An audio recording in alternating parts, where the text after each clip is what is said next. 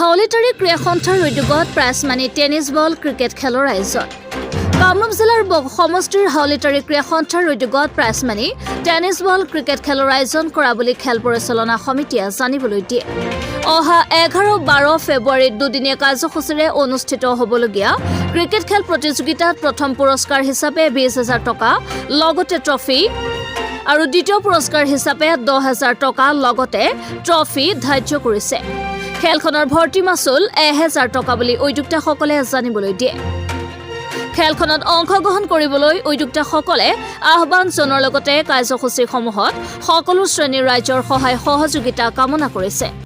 হাউলিতাৰী ক্ৰীড়া সন্থাৰ উদ্যোগত প্ৰাইজ মানি টেনিছ বল খেল প্ৰতিযোগিতা অহা 11-12 তাৰিখে